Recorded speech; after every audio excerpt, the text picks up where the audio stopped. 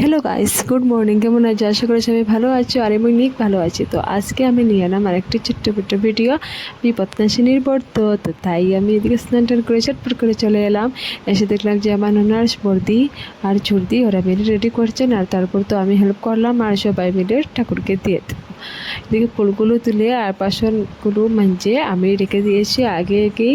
তারপর তো এদিকে আমাদের ঠাকুরটা দেওয়া শেষ, আর এদিকে আমরা জোগাড়টা দিয়ে দিলাম চটপট করে। আর ঠাকুর ঘরটা কেমন হয়েছে সাজানো তোমরা সবাই নিশ্চয়ই বলবে।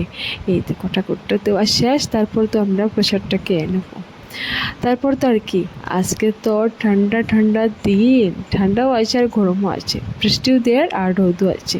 তো তার মানে তো আজকে তো খিচুড়ি হতেই লাগবে, কেননা আজকে তো ব্রত হয়েছে। তো তাই তো চলো আমরা রান্নাঘরে যাই, গিয়ে দেখি কে হয়। তো এখানে দেখলাম যে এসে রান্নাঘরে খিচুড়ি হচ্ছে। তো খিচুড়ির ডেকটা বসিয়ে দিলেন আমার শাশুড়ি মা। তারপর তো আমরা হেল্প করলাম আর একটু এদিকে সবজি কাটা হয়ে, আর তারপর তো আমি মোবাইলটি রেখে একটু হেল্প করলাম।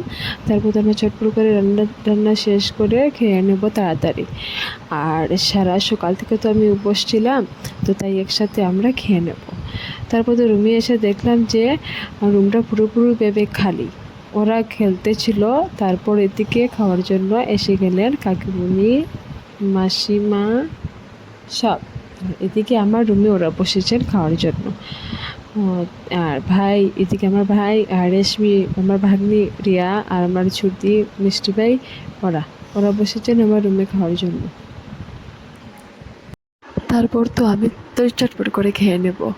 আর আমার জন্য তারটি বেড়ে নিলেন আমার শাশুড়ি ভাই। দেখো, খিচুড়ি আর লেবু, পাঁপড় ভাজা আর কারকুল আলু ভাজা, এইসব দিয়ে আমি খেয়ে নেবো চটপট করে। তো আজকের জন্য এতটুকু রয়ে গেল। তোমরা সবাই বলবে ভিডিওটি কীরকম হয়েছে। আর টাটা গাইস।